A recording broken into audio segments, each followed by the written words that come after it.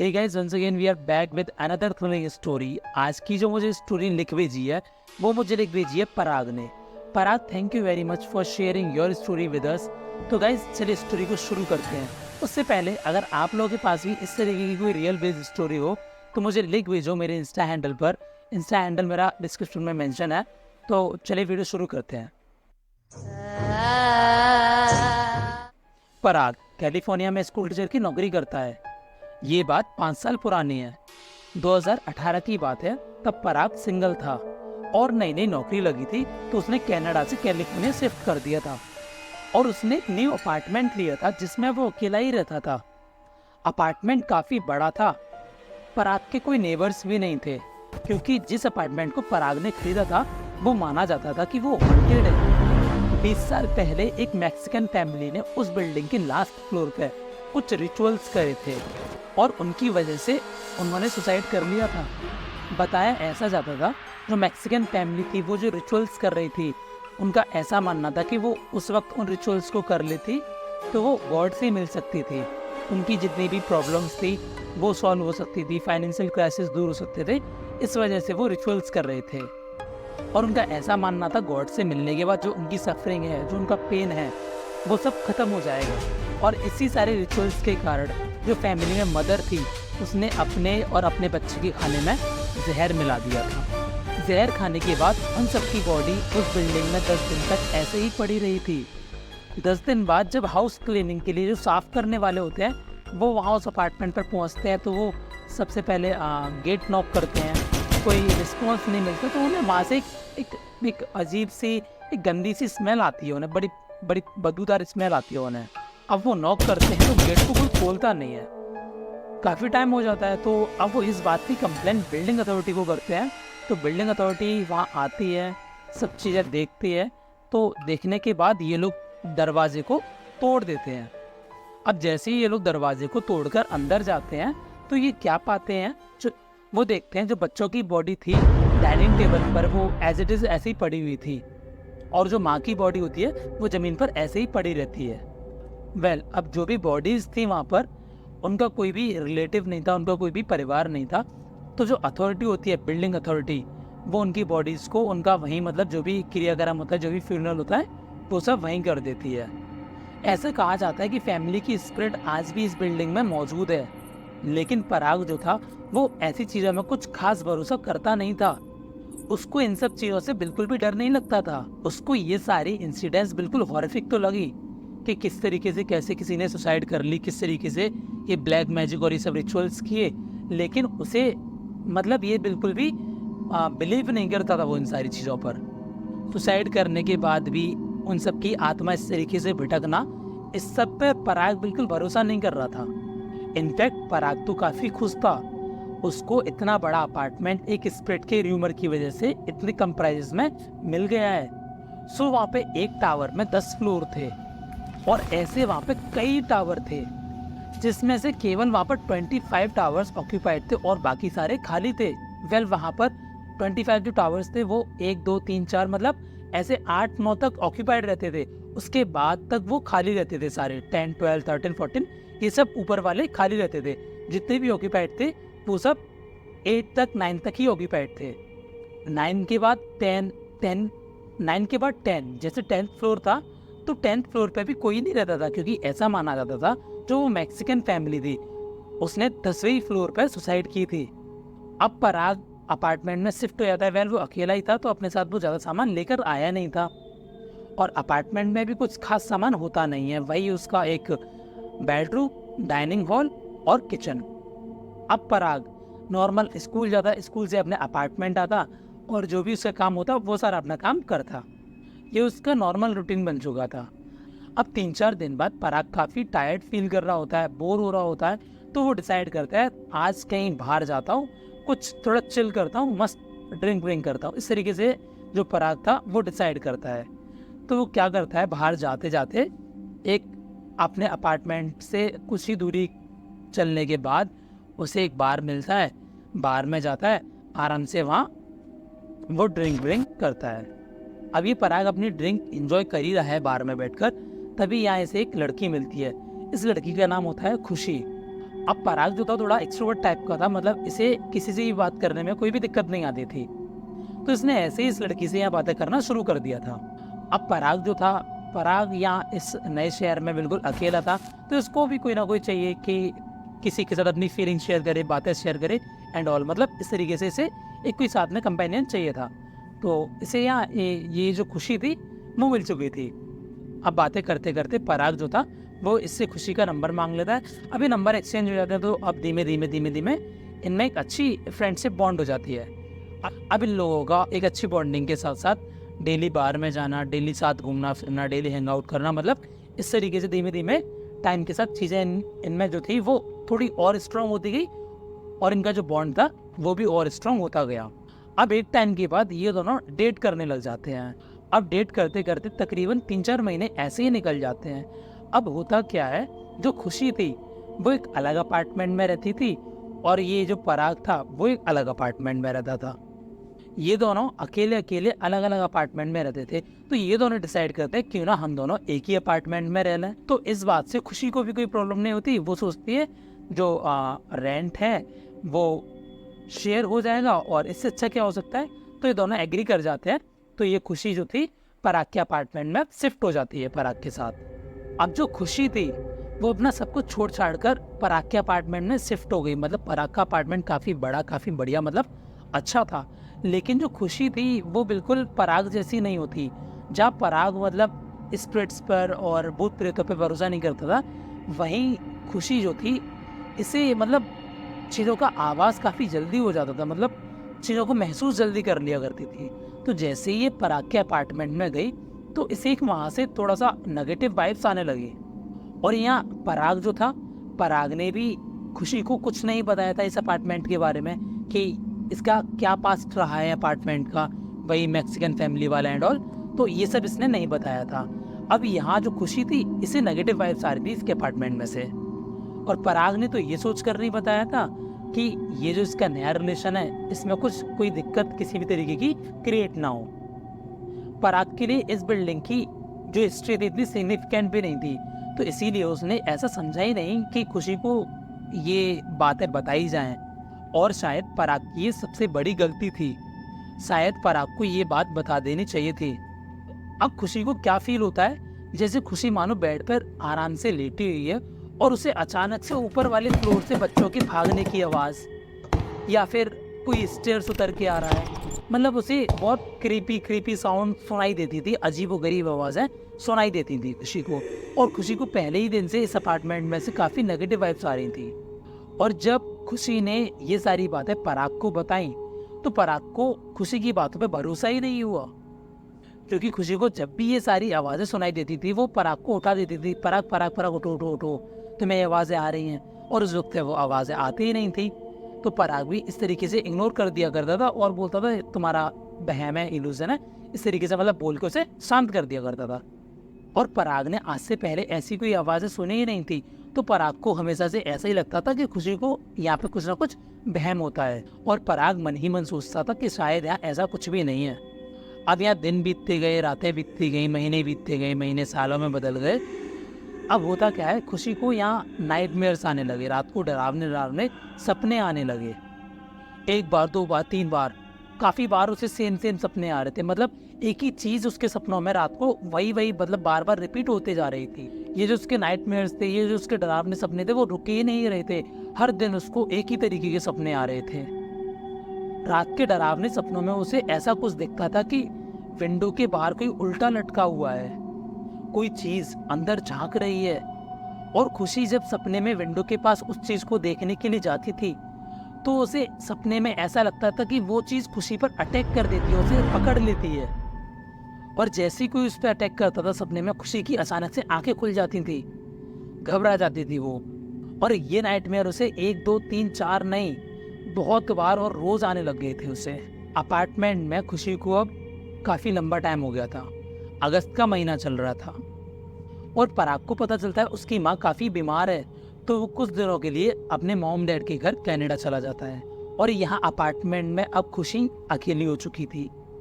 अब खुशी को अकेले होने के कारण काफ़ी ज़्यादा इस अपार्टमेंट में डर लग रहा था, इसीलिए वो अपने एक दोस्त रूही को भी कुछ दिनों के लिए अपने पास बुला लेती है।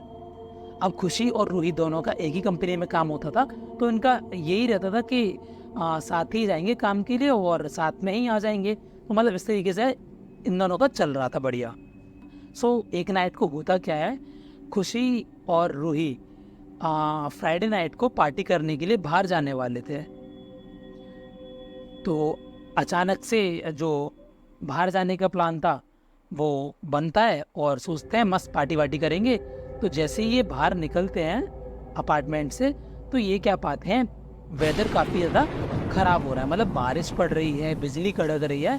तो ये दोनों अपना मतलब प्लान कैंसिल कर देते कि यार अब नहीं जाते, इतना ख़राब मौसम है, क्या करेंगे जाके। तो यहाँ पे ये अपना प्लान बिल्कुल कैंसिल कर देते, ख़त्म कर देते अपने प्लान को। अब प्लान तो इनका कैंसिल हो गया था। अब ये दोनों अपने अपार्टमेंट में बैठे हुए थे, तो इन दोनों को समझ में नहीं आ रहा था कि यार करें तो क्या करें। और बैठे ही बैठे तब रूही खुशी को एक आइडिया देती है, क्यों ना चार्ली चार्ली खेलें। खुशी ये सुनते ही मना कर देती है। ऑलरेडी खुशी को पहले से ही ये सब सपने आ रहे थे, आवाज़ें सुनाई दे रही थी। तो मतलब खुशी चार्ली चार्ली के नाम से मतलब मना कर देती है कि नहीं। इससे लेकर रूही जो थी वो उसे इंसिस्ट करती है कि यार नहीं, खेलते हैं, बोर हो जाएंगे, ऐसा है वैसा है। तो मतलब अब या खुशी भी क्या कर सकती थी, तो जैसे तैसे रूही खुशी को कन्विंस कर लेती, चल खेलते हैं लेकिन ज़्यादा नहीं खेलेंगे। तो रूही भी एग्री कर जाती, चल ठीक है। और रूही खुशी को ये बोलती है, यार जो भी होगा पता चल जाएगा, और वैसे भी ऐसा कुछ होता नहीं है, लोग तो जस्ट मजाक करते हैं, ऐसा कुछ होता नहीं है। इस तरीके से रूही खुशी को समझा देती है। तो खुशी भी चलो ठीक है, उसकी हाँ में ला लेती, चल ठीक है खेल लेते हैं। अब क्या होता है, ये दोनों हॉल में बैठ जाते हैं। रूही एक पेपर लेती है और पेपर पे से क्रॉस बना देती है। अब क्रॉस बनाने के बाद वो 2 जगह यस लिखती है और 2 जगह नो लिखती है। अब ये दोनों 2 पेंसिल लेती है और पेपर पर परपेंडिकुलर वे में उन पेंसिल्स को रख देती है। अब ये दोनों काउच पर बैठ गई हैं और पेपर को सामने वाली टेबल पर रख दिया है। अब यहाँ पे खुशी काफ़ी ज़्यादा नर्वस थी, लेकिन रूही को बिल्कुल भी टेंशन नहीं थी। वो मतलब एकदम चिल बैठी, आराम से मस्त मज़े में, क्योंकि रूही ने ये गेम यूट्यूब पे बहुत बार देखा और वो इस गेम को ट्राई भी करना चाहती थी। तो आज फाइनली रूही के लिए ये दिन आ गया था कि वो चार्ली चार्ली गेम खेले। So she was very excited at first, लेकिन जल्दी एक्साइटमेंट हॉरर में बदलने वाली थी। अब रूही पूछती है, Charlie Charlie are you there. Well जैसे ही वो पूछती, एकदम सन्नाटा हो जाता है। दोनों एक दूसरे की तरफ देखते हैं, लेकिन कोई रिस्पॉन्स नहीं आता। अब रूही या फिर एक और बार पूछती है, Charlie Charlie are you there. फिर सन्नाटा हो जाता है। दोनों एक दूसरे की तरफ देखते हैं, फिर कोई रिस्पॉन्स नहीं आता। अब यह खुशी उठ जाती है और रूही को बोलती है, क्या फालतू का ड्रामा लगा रखा है, हम लोग अपनी मूवी देखेंगे, आराम से अपना चिल मारेंगे, क्या फालतू का ड्रामा लग रहा है। खुशी को पहले से ही डर लग रहा था। अब रूही खुशी को बोलती है, लास्ट टाइम, बस लास्ट टाइम, अगर रिस्पॉन्स आता है तो हम कंटिन्यू करेंगे, अदरवाइज नहीं करेंगे। तो यह खुशी कन्विंस हो जाती है, चल ठीक है। अब यार रूही लास्ट टाइम पूछती है, Charlie Charlie are you here. अब यार इस बार पेंसिल मूव करती है। पेंसिल के मूव करते ही खुशी और रूही दोनों डर जाती हैं। दोनों बहुत ज़्यादा डर गई हैं। तभी थोड़ी सी हिम्मत करके रूही एक और सवाल पूछती है, can you show us a sign. जैसे ही रूही ये बोलती है, उन दोनों को ऊपर वाली छत से बच्चों के भागने की आवाज़ सुनाई देती है। किसी की दौड़ने की तो किसी के चिल्लाने की, ऐसी आवाज़ें सुनाई दे रही हैं। अब ये दोनों इन आवाज़ों को सुनकर और भी ज़्यादा डर जाती हैं, क्योंकि ये वही आवाज़ें थी जो डेली खुशी सुना करती थी। खुशी ये बातें रूही को बताती है। अब ये बातें बताने के बाद रूही एक और सवाल पूछती है, is there any spirit on next floor. और फिर से पेंसिल मूव करती है यस की तरफ। खुशी और रूही बहुत बुरी तरीके से डर चुकी थी। अब यह नेक्स्ट क्वेश्चन रूही फिर से पूछती है, are they trying to hurt us. अब यह फिर से पेंसिल मूव करती है यस की तरफ, और वहीं ऊपर वाले फ्लोर से फिर से बच्चों की खेलने की आवाज़ें और लोगों के चिल्लाने की, चीखने की आवाज़ें आने लगती हैं। और इस बार आवाज़ें बहुत ज़्यादा क्लियर थी और इन दोनों की हालत काफ़ी ज़्यादा बुरी हो चुकी थी। अब खुशी ने रूही को बोला कि हमें अभी के अभी घर से बाहर कहीं सेफ प्लेस पर जाना होगा। लेकिन बाहर मौसम बहुत ज़्यादा ख़राब था, बिजली कड़क रही थी, बारिश हो रही थी, और इन दोनों को ये अच्छे से पता था कि ये बाहर नहीं जा सकती। इसीलिए वो दोनों अभी भी इस अपार्टमेंट में ही बंद थे।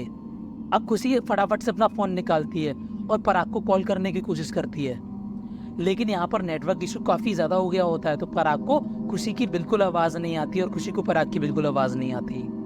अब जैसे ही ये दोनों अपनी कनेक्टिविटी बनाने की कोशिश कर रहे हैं, हेलो हेलो मेरी आवाज़ आई, मतलब इस तरीके से कॉल पर बात कर रहे हैं, तो अचानक से लाइट ब्लिंक होती है और लाइट ब्लिंक होते होते लाइट बिल्कुल कट हो जाती है, बिल्कुल अंधेरा हो जाता है। अब जैसे आपको लगता है कि पूरी एरिया की लाइट चली गई है खराब मौसम की वजह से, बट लेकिन जैसे ही उसने विंडो के बाहर जाकर देखा, उस एरिया की सारी बिल्डिंग्स की लाइट चालू थी। लाइट गई थी तो केवल और केवल उसी एक बिल्डिंग की। उसने बाहर जाकर देखा तो सारी बिल्डिंग्स की लाइट आ रही थी। अब उसने अपनी बिल्डिंग में नीचे जाकर देखा तो उसकी नीचे वाले फ्लोर की लाइट आ रही थी। अब जो लाइट गई थी तो वो केवल और केवल उसी के फ्लोर की लाइट गई थी। अब खुशी बहुत ज़्यादा डर चुकी थी, उसे समझ में नहीं आ रहा था कि वो करे तो क्या करे। अब वो अपनी विंडो से सामने वाली बिल्डिंग को देखती है तो वो पाती है सामने वाली बिल्डिंग के टेरेस पर एक बच्ची खड़ी हुई है। वो बच्ची के हाथ में एक डॉल थी और वो मानो वो बच्ची उस खुशी को घूर रही थी। वो जो बिल्डिंग थी काफ़ी ज़्यादा दूर थी, मतलब वहाँ से कोई क्लियर दिख ही नहीं सकता, और वो इतना क्लियर देख पा रही थी उस बच्ची को कैसे, मतलब वो ये चीज़ जो थी वो खुशी को समझ में नहीं आ रही थी। लेकिन इस टाइम खुशी को जो लड़की थी इस तरीके से घूर रही थी वो एकदम क्लियर दिख रही थी। खुशी को समझ में नहीं आ रहा था कि ये हो क्या रहा है उसके साथ। अब खुशी जो थी डर की वजह से एकदम से मतलब पीछे आती है और अपने सोफे पर आकर बैठ जाती है। अब वो खुशी को समझ में नहीं आ रहा था कि क्या करें, ना ही उसके साथ रूही को समझ में आ रहा था कि क्या करें।